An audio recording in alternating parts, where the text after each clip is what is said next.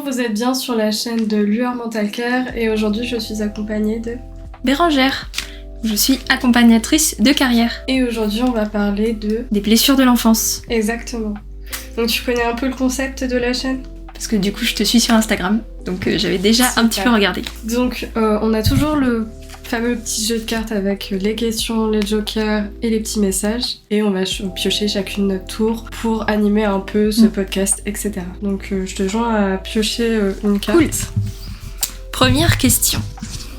Alors, y a-t-il des personnes ou des ressources qui peuvent aider à avancer malgré les difficultés ? Il y a forcément des personnes ou des ressources en tout cas qui peuvent aider à avancer. Que ce soit... je sais que je lis beaucoup, donc notamment à travers les livres et même notre entourage, les gens desquels on s'entoure, ça a forcément un impact pour avancer en tout cas. Totalement. Vu que je lis aussi, je comprends tout à fait. Lire, ça permet aussi de s'échapper, etc. Je pense que déjà, il y a tout ce qui est entourage qui peuvent aider aussi, mais outre que l'entourage, il y a évidemment les professionnels. Toi-même, tu peux être touché par des personnes avec des profils totalement différents, je pense. Tout à fait. Et même des psys, des psychologues, etc. Faut vraiment pas hésiter à aller voir quelqu'un, justement. Même si c'est jamais pour rien, en fait, d'aller voir un psy. Faut pas que ce soit tabou, en fait. C'est ça. Aujourd'hui, peut-être moins avec nos générations, mais en tout cas, avant c'était je vais voir un thérapeute, c'est que je suis complètement fou ou folle. Oui, du coup, je pense que c'est vraiment de lâcher prise aussi sur la vision du thérapeute en fait. Parce qu'aujourd'hui, on n'a pas forcément besoin d'un suivi sur 10 ans. Des fois, ça peut être 2-3 séances, et puis on se sent mieux. Et... C'est ça. Puis même la génération de nos parents, sur ça, ils sont assez têtus des fois. Et du coup, je trouve ça compliqué d'élever un enfant en ayant des traumatismes soi-même. Enfin, des fois, je trouve que c'est un peu compliqué, évidemment. Ouais, les schémas. Oui, c'est ça, il y a des schémas de répétition. Puis après, nous-mêmes, on peut avoir peur de répéter les schémas de nos parents ou des choses comme ça. Donc, d'où l'utilité aussi d'aller voir. Ouais. On dit toujours, moi j'aime bien dire ça, notamment avec mes clients, c'est que le premier pas, c'est la prise de conscience en fait. C'est de prendre conscience de peut-être qu'on a des choses à régler avec nous-mêmes, et c'est ok. Mais le point de départ, je pense, c'est vraiment la prise de conscience. Et après, on met des choses en place, on s'informe, comme on disait tout à l'heure au début avec les livres, etc. Et puis après, quand il y a besoin de voir des thérapeutes, quoi. C'est ça. Question numéro 2. As-tu conscience de comportements ou de schémas répétitifs qui pourraient être liés ? C'est trop bien. Oui, il y en a forcément, je pense. Ce qui me vient en tête, c'était peut-être les traumatismes d'abandon qui reviennent souvent chez l'adulte. Quand on est enfant, soit il y a une séparation entre les parents, soit... j'ai pu lire que même des micro-traumatismes, il n'y a pas de petits ou grands traumatismes, mais plutôt des choses répétées, ou qui s'accumulent, créent un grand traumatisme chez l'adulte, peut-être la peur de l'abandon, etc. Exact. Et ça se reflète... tout ce qui est lié à l'enfance, ça peut être dans le cadre familial, comme tu disais, la séparation de parents, etc. Mais ça peut aussi être lié à ce qui se passe à l'école, en fait. Parce que quand notre état émotionnel, en fait, se construit jusqu'à un certain âge, et forcément, tout ce qui se passe à l'école, les moqueries, le jugement, etc., et en fait, tout ça, ça va créer de micro-traumatismes où on va toujours trouver un système de défense. Et en fait, ces systèmes de défense, si on les traite pas ou si on n'en prend pas conscience, on les aura forcément en étant adulte. Donc c'est ça qui est hyper intéressant, parce qu'aujourd'hui, d'en prendre conscience, c'est pas toujours simple. Dans les relations. Ça peut être des événements déclenchés chez l'adulte qui peut faire prendre conscience qu'il y a des choses à travailler. Totalement. Et puis vraiment cette intelligence émotionnelle, c'est pas quelque chose d'inné, ça s'apprend, je pense. Oui, il y a forcément des schémas. Je peux dire que je pense on répète tous des schémas en fait. C'est juste que on en a plus ou moins conscience. C'est ça. Et une fois qu'on en a conscience, on met des choses en place, on essaie de les démonter un petit peu. C'est un peu comme j'aime bien cet exemple-là, c'est un peu comme la pelote de laine un peu emmêlée. Quand on commence à tirer, et puis au fur et à mesure, on démêle tout ça et on trouve l'explication en tout cas. Et c'est tellement libérateur de comprendre certaines choses en fait, que ce soit en tant qu'adulte dans nos relations amicales, familiales, amoureuses, etc. Il y a forcément une répercussion en fait. Je le remarque parce que personnellement j'habite toujours chez mes parents mais en étant adulte. Oui. Donc, des choses se sont passées. Des choses se sont passées, il y a des choses que j'arrive mieux à comprendre chez mes parents, mais du coup, il y a certaines choses où je suis pas forcément d'accord, etc. Mais ça va. Cohabite. On cohabite. Ouais. Après, moi, je m'en suis vraiment rendu compte des schémas avec les gens que je côtoie, mes amis proches notamment. Bon, ça fait déjà quelques années que j'ai pris conscience de ça, mais voilà, de se dire, tiens, je réagis comme ça, pourquoi ? Qu'est-ce que ça réveille chez moi ? Quelle peur ? Et c'est là que ça devient intéressant, enfin, je trouve ça vraiment passionnant, de réussir à trouver en fait quelle peur, qu'est-ce qui se cache derrière. Et très souvent, oui, c'est lié aux blessures de l'enfance, quoi. Donc même des gens, en fait, parce que des fois, on va se dire, oui, mais j'ai pas vécu de gros traumatismes dans ma vie, ou j'ai eu une vie assez linéaire, tant mieux. Mais ça veut pas dire qu'on n'a pas de système de défense, qu'on n'a pas de schéma. On peut avoir eu une vie linéaire, et pourtant quand même avoir des schémas répétés, en fait. Donc tout l'intérêt de savoir faire une introspection sur soi, ce qui est pas donné à tout le monde, mais... Voilà, ça s'apprend, c'est pas impossible et c'est hyper intéressant. Je pense que vraiment, d'avoir conscience de ça, ça soulagerait tellement de relations humaines. Oui, on se comprendrait mieux les uns les autres si chacun déjà était conscient des choses à régler avec soi-même, quoi. Je trouve que ça se heurte plus, moi, sur les relations soit amicales, soit amoureuses, où je me dis, j'ai quand même fait une grande part de ce que moi j'ai travaillé au fur et à mesure de ma vie, où je me suis rendu compte en fait où certains événements ça pointait du doigt des trucs et je fais c'est pas très agréable, mais faut passer par là pour y travailler. Et quand je rencontre une personne et où je sens qu'elle a pas travaillé sur ses traumas, là ça peut être plus compliqué au niveau des discussions, etc. Oui, totalement. Ouais, ça m'est aussi arrivé de rencontrer des personnes n'ont pas fait cette démarche de prise de conscience. Donc forcément, quand on se rend compte, quand on comprend comment la personne fonctionne, quels sont ses schémas, peut-être c'est son système de défense, etc. Mais en fait, si la personne n'en a pas pris conscience, on peut pas faire le travail à sa place. Ouais. Et c'est ce qui est le plus frustrant, je pense, parce que on aimerait à chaque fois j'essaie de faire comprendre en fait que y a peut-être des choses à travailler, il y a peut-être des schémas répétitifs, il y a peut-être des choses à guérir. Même si la personne pense que non, tout va bien. Et dernièrement, je me suis un peu intéressée aussi au style d'attachement. Hyper intéressant. C'est que vraiment, chaque personne fonctionne différemment, et que ce soit le style d'attachement évitant, anxieux, et il y en a d'autres encore. Mais ça explique tellement de choses, en fait. Et du coup, ça m'a permis de pointer le doigt sur quel est mon profil, pourquoi. Et en fait... il faut savoir qu'un profil évitant et un profil anxieux, c'est très compliqué, généralement, ça se passe pas. Mais ça s'attire, donc... Ça s'attire, mais ça se passe pas si l'un travaille pas et que l'autre travaille, il y aura forcément un déséquilibre sur la relation. Encore une fois, je pense que c'est le mot-clé, c'est vraiment la prise de conscience. Parce que comme tu dis, en fait, style... on va parler de ces deux-là, mais style évitant et anxieux, en fait, c'est des profils qui s'attirent, parce que ça va forcément réveiller chez l'un et chez l'autre ou combler quelque chose. Mais vu que c'est deux profils qui fonctionnent différemment, forcément que ça fait des étincelles. Donc, en fait, le but, c'est vraiment que les deux prennent conscience de leur fonctionnement. Il n'y a pas un meilleur fonctionnement que l'autre, c'est juste de prendre conscience, et après de se dire, ok, moi je fonctionne comme ça, toi tu fonctionnes comme ça, et comment on peut faire matcher les deux. Et c'est là en fait, c'est vraiment un travail. Donc peut-être, je sais pas, je vais pas catégoriser, mais peut-être que pour les femmes c'est plus simple, parce qu'on a cette sensibilité, et on a plus tendance à se prendre la tête que les hommes, en tout cas, de ce que j'ai pu observer. Et peut-être qu'on a plus cette facilité de remise en question par rapport au style d'attachement, blessures qu'on a à guérir, etc. Peut-être que chez les hommes c'est peut-être plus compliqué parce que l'éducation, l'éducation de genre aussi, etc. Mais j'ai noté aussi que, de par mes études, là j'ai dû travailler sur le sujet, et il y a plus d'hommes qui ont répondu à mon questionnaire anonyme que de femmes. Et il y a plus d'hommes qui seraient potentiellement intéressés par ce genre de sujet que de femmes au final. Wow. Donc c'est vraiment un énorme pas aussi sur les nouvelles générations, etc. Ouais, totalement. Les sujets qui sont moins tabous sûrement. Moi, ce sujet me passionne vraiment. Moi aussi, ça t'en dit. Ah, c'est du self-love. Vaste... C'est une jolie phrase, mais je pense que c'est tellement vrai aujourd'hui.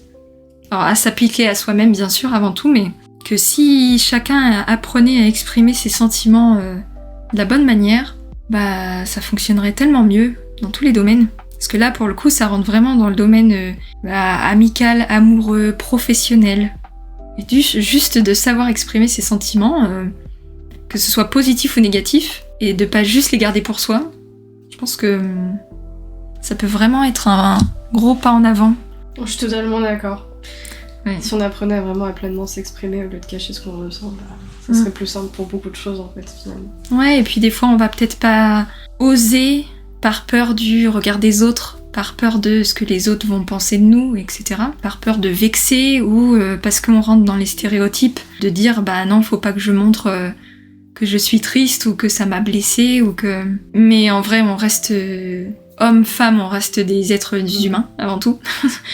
Et on est tous constitués de sentiments, normalement. Donc... Vivre pleinement ses sentiments, justement, et ses émotions, c'est tellement mieux que les cacher en nous. Justement, ça peut créer des traumatismes de cacher ses émotions. Puis c'est surtout que le corps, on a beau cacher, ça finira forcément par ressortir à un moment donné. Oui, totalement. Donc, autant ne pas s'infliger ça, je pense. Ouais, de s'accorder un petit peu... déjà avec soi-même, en fait, de s'accorder le droit de le faire. Et qu'importe ce que pensent les gens. Alors bien sûr, il y a toujours la forme, la manière de faire, mais ça enlève une charge en fait de réussir à... Là, c'est une grande question de lâcher prise, je pense. Carte suivante. Donc on est sur une question. Comment réagis-tu face à ça et quelles leçons en tires-tu? Est-ce que t'as déjà eu, justement, t'as déjà pointé du doigt certains traumatismes liés à l'enfance et comment as-tu réagi, etc. Oui. Alors oui, forcément. Je pense que j'ai un parcours de vie un peu compliqué, ça se voit pas, comme quoi. Mais oui, forcément, des blessures, des traumatismes, grands ou petits traumatismes, voilà. Je pense pas qu'il y ait de catégorie, mais il y a forcément, je pense, comme on disait au tout début, de ce qui se passe à l'école. Ça marque un enfant, ça c'est sûr. Et puis après, les différentes expériences de vie. Après, comment surmonter ça? Alors que ce soit un des plus connus quand même, la peur de l'abandon, la peur du rejet, voilà, toutes ces questions-là. Déjà la thérapie. Moi, ça fait des années que je suis une thérapie et donc au début, quand j'ai commencé, j'avais un peu honte, en vrai, parce que le stéréotype de la thérapie. Et je me souviens, ma thérapeute, elle me disait au début, en fait, c'est les gens sains d'esprit qui vont voir les thérapeutes. J'aime beaucoup cette phrase. Parce que, pourquoi? Tout simplement parce que ça veut dire qu'il y a déjà eu une prise de conscience on a des choses à guérir. Et après, on met des choses en place. Que la personne qui ne prendra jamais conscience de ça, pour elle verra pas l'utilité d'aller voir un thérapeute, en fait. Donc cette phrase m'a beaucoup marquée, de dire, en fait, c'est les gens sains d'esprit qui vont voir les thérapeutes. Alors, c'est pas si simple comme démarche, mais bon, je me suis mis un bon coup de pied aux fesses, et puis, et aujourd'hui, j'en suis plutôt très contente d'avoir fait cette démarche, parce que ça me permet de comprendre ce qui se passe chez moi, mais aussi ce qui se passe chez les autres. Pas toujours évident, effectivement. Non. Et au moins, ça, je trouve que dans les relations, de comprendre un peu comment les gens fonctionnent, comment moi je fonctionne, ça simplifie tellement de choses en fait. Donc je pense que c'est une grosse partie de résolution, en tout cas de blessures de l'enfance. Et puis, comme je le disais aussi au début, c'était vraiment que j'aime lire. Donc il y a énormément de bons livres qui abordent tous ces sujets-là. Que ce soit les livres un peu vraiment côté pratique, mais il y a aussi les livres un petit peu romancés, de développement personnel, tout ça. Tu vois, là j'ai un livre de Robert Savoie qui s'appelle « Les 7 prisons de l'être » et « Comment s'en libérer ». Et voilà, ça, en fait, ça aborde un peu toutes ces questions-là. Donc ce monsieur-là, Robert Savoie, raconte son histoire, tout son parcours et comment il a réussi, à aussi se défaire de ça. Donc je trouve que par la lecture, ça peut aussi aider, en tout cas, à libérer des choses, à se comprendre soi, et puis à s'en libérer, comme dit le livre.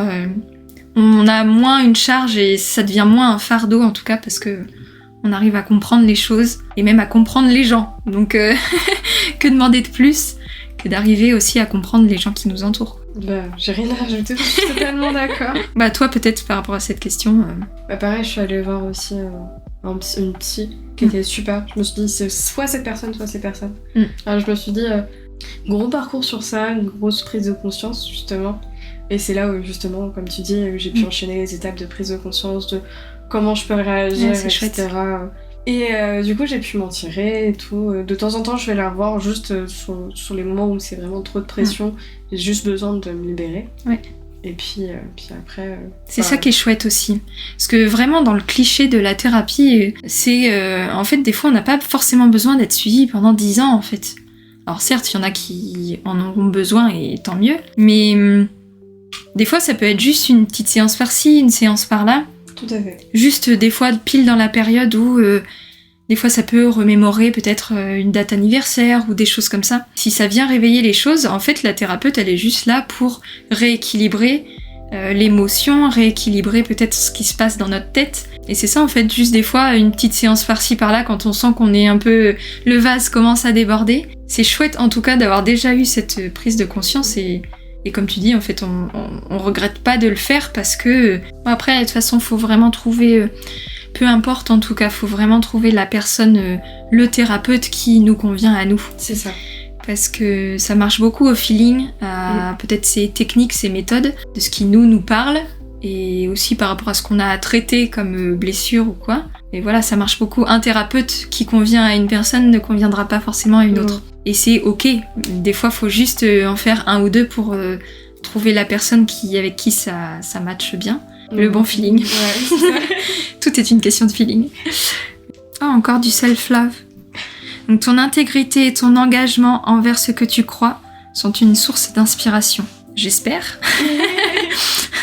J'espère. L'intégrité et l'engagement, oui. Bah moi, ces sujets-là, c'est des sujets qui me tiennent à cœur parce que je me sens concernée par la question, forcément. Donc oui, j'espère que c'est source d'inspiration pour d'autres personnes, peut-être qui hésitent à passer le cap. Parce que ça fait toujours peur. Je sais pas si tu connais le schéma de la sortie de zone de confort. Il existe un schéma par rapport à ça.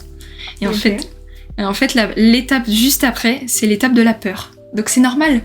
Quand on commence à sortir de sa zone de confort, bah, la première étape, c'est la peur. La peur de genre, justement sortir de sa zone de confort. Oh, ok, d'accord. Donc c'est vraiment... c'est schématisé, on peut trouver ça sur internet, c'est très schématisé, mais la première sensation à la sortie de zone de confort, c'est la peur.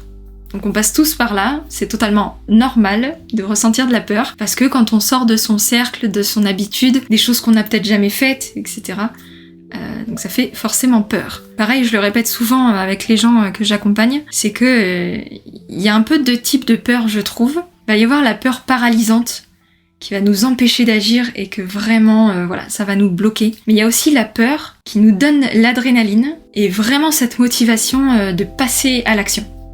Et en fait, c'est vraiment sur cette peur-là qu'il faut se focus, parce que c'est cette peur-là qui va nous pousser, ça va être un peu le coup de pied aux fesses dont on a besoin pour passer à l'action. Et donc oui, je pense que pour faire cette démarche-là, pour déjà apprendre à se regarder soi, et voir ce qu'on a besoin de travailler chez nous, ce qu'on a besoin de guérir, oui, ça fait peur.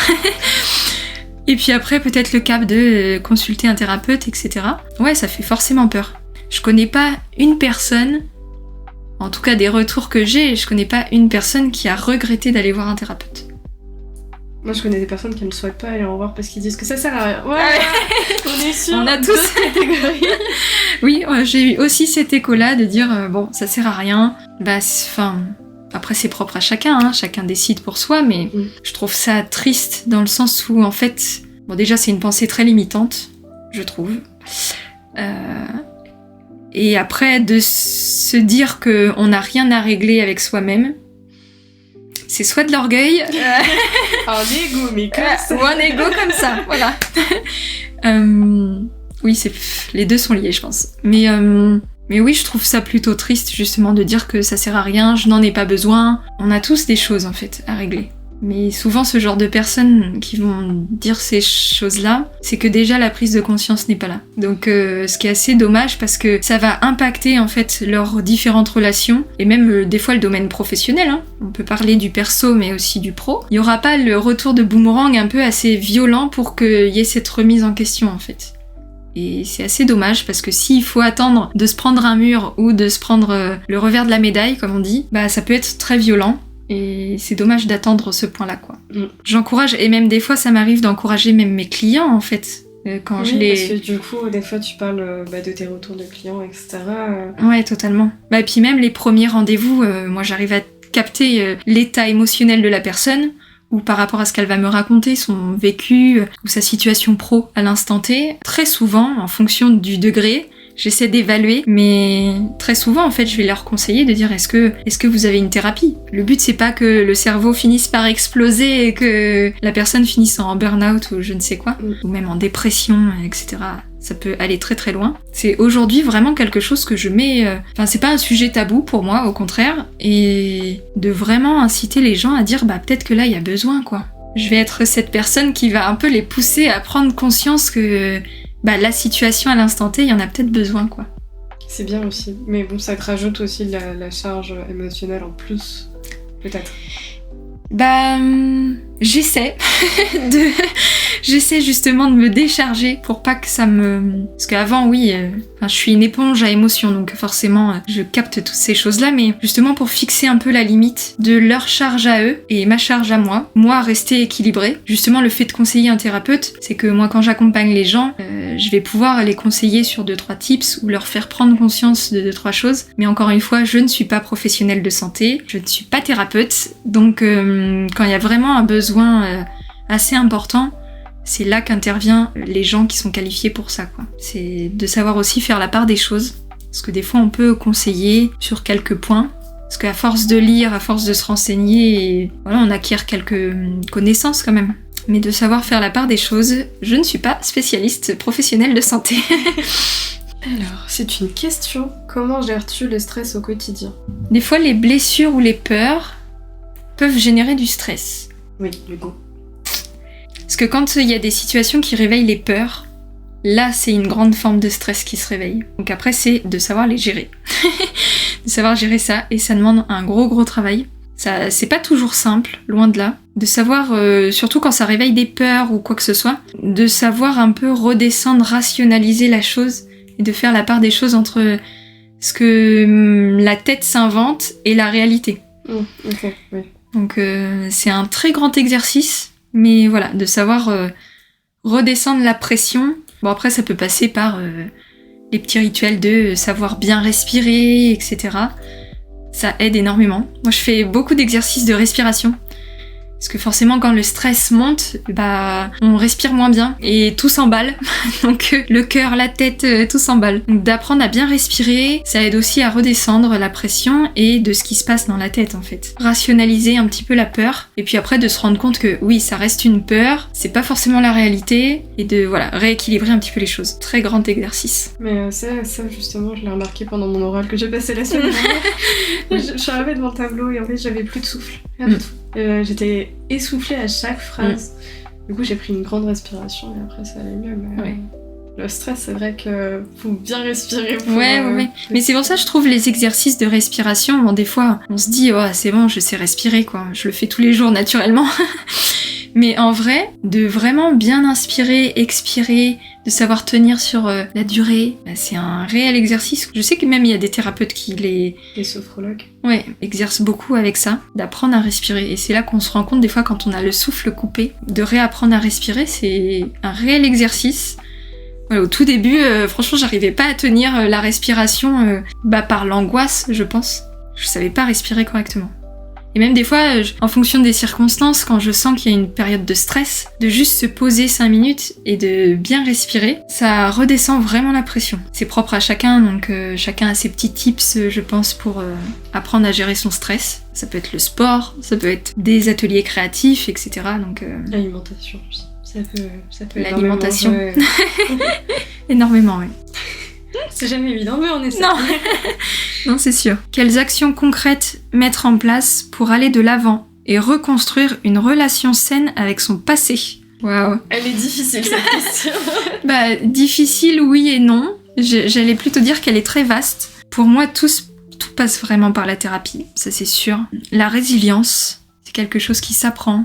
L'acceptation, on en discutait il y a quelques mois de ça avec une copine, d'accepter les choses. Et voilà, d'accepter tel qu'on est, d'accepter son vécu, d'accepter nos blessures, de vraiment les prendre...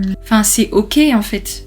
On n'a pas à rejeter une partie de nous, ça fait partie de nous, et même si peut-être les autres à l'extérieur, on juge facilement, hein, donc de juger quelqu'un parce qu'il est pas comme nous ou il fonctionne pas comme nous. Je sais qu'on m'a très souvent répété, tu es trop ceci, tu es trop sensible, tu penses trop, tu réfléchis trop, tu te prends trop la tête. Ok, mais je suis comme ça en fait. Bah oui.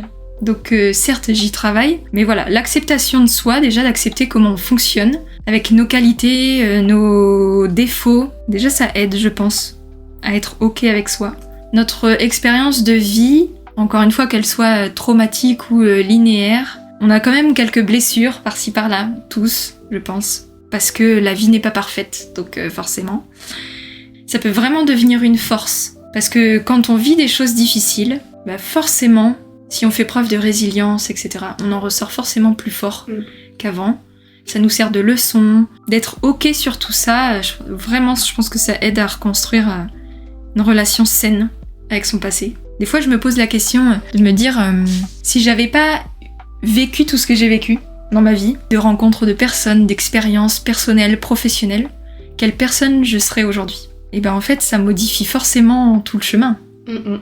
Si, en fonction du chemin de vie, oui, aujourd'hui, j'aurais pas été la même personne. Et pourtant, aujourd'hui, non, je trouve ça plutôt chouette, en fait, de me dire, blessures, elles guérissent au fur et à mesure, parce que quand on est adulte, voilà, il y a des choses qui guérissent quand même. Certaines choses prennent plus de temps, et c'est ok. Ouais, de vraiment en faire une force, d'être conscient que il y a des gens qui vivent des choses vraiment horribles dans leur vie, et très souvent, c'est des gens aujourd'hui qui savent vraiment faire preuve de résilience, qui ont de grandes qualités humaines. Forcément que ça les élève et ça les pousse vers l'avant en fait. Mais voilà, encore une fois, tout est une question d'acceptation. T'as peut-être un avis sur la question? Bah en fait, tu résumes très bien les questions à chaque fois. C'est vrai. Je sais pas, En fait, je suis totalement d'accord avec toi sur le fait de passer par des thérapeutes si besoin pour faire justement la paix avec son passé. Enfin, pour moi, obligatoire, oui et non. Si on n'en ressent pas forcément le besoin d'aller voir un psy, mais qu'on sait qu'on a les ressources en nous pour pouvoir travailler dessus, sans aide externe, pourquoi pas. Après, comme tu dis, il y a d'autres aides comme les livres, etc. Ce qu'on peut trouver sur les réseaux, même sur internet. Il y a pas mal d'articles aussi qui peuvent parler de ce sujet. Des podcasts. Parce que des fois, on se sent pas forcément prêt non plus à passer le cap, et il y a des petites étapes qu'on peut mettre en place déjà avant. Donc oui, forcément, par la lecture. Bon, après, si on n'aime pas lire, voilà, il existe les podcasts aujourd'hui. Les livres audio aussi. Les livres audio. Le tout, c'est de vraiment réussir, peu importe la méthode, parce que c'est propre à chacun, ce dont on a besoin ou quoi, mais il existe aujourd'hui, on vit dans l'ère du numérique, donc il y a plein de choses à notre portée. Et après, il suffit juste de trouver ce qui nous correspond à nous. Après, est-ce que ça répond à nos attentes ou pas, quoi. Mais non, on a plein de choses à notre disposition aujourd'hui, donc se battre pour sa survie. Responsable mais pas coupable. J'aime beaucoup. Ouais. T'es responsable de toi, mais c'est pas forcément qu'il faut porter la culpabilité de ce que t'as vécu, de ce que tu es, mais... Et si l'on se permettait d'exister. Alors, j'aime beaucoup cette phrase, parce que... Donc ce sont les 7 prisons de l'être. Oui. Donc Bérangère recommande chaleureusement. Oui, je pense que déjà beaucoup l'ont vu passer sur mes réseaux. Donc c'est le livre de Robert Savoie et qui parle vraiment des prisons que l'on se construit. On se permet d'exister avec notre vécu, notre éducation, toutes ces choses-là. Mais c'est pas non plus une fatalité. On peut se libérer de tout ça. Tout est une question de choix, je pense, de ce qu'on a envie d'être en étant adulte. Quelle personne en a envie d'être ? De travailler à ça. Mais en aucun cas, je pense, c'est peut-être un avis très personnel, mais je pense qu'il n'y a pas de fatalité et on peut tous sortir de ça. Et c'est pas juste je suis comme ça, je changerai pas. Sauf si on a décidé de pas changer. Mais non, on est comme ça, mais on peut changer, on peut évoluer. L'être humain est fait pour évoluer. Et de faire aussi le point quelques années plus tard, de regarder en arrière et de voir à quel point on a évolué. Et c'est hyper satisfaisant, ou inquiétant, de voir que le chemin qu'on a parcouru, qu'est-ce qui a progressé chez nous. Parce que, par exemple, à 30, 35 ans, 40 ans, on n'est pas censé être la même personne que quand on avait 20 ans. Si on est la même personne, c'est que rien n'a changé chez nous. Ça serait même plus problématique, du coup. C'est peut-être plus inquiétant. Enfin, moi, je trouve ça triste, parce que ça veut dire que on n'a pas évolué de toute notre vie. Et même dans les mois, en fait. De se dire, ces 6 derniers mois, qu'est-ce qui a changé chez moi? Qu'est-ce qui a évolué? Je suis en train de faire le bilan, justement. Sachant que là, on arrive à la période de fin d'année. C'est ça, c'est pile le moment de faire un bilan. C'est ça, c'est le bilan avec soi-même. Oui, on est censé évoluer et qu'à 30-40 ans, on n'est plus les mêmes personnes que quand on avait 20 ans et c'est totalement normal. Si on a travaillé sur soi, si on s'est remis en question, si les choses évoluent. Et c'est pareil, tu vois, par exemple, pour le cercle d'amis.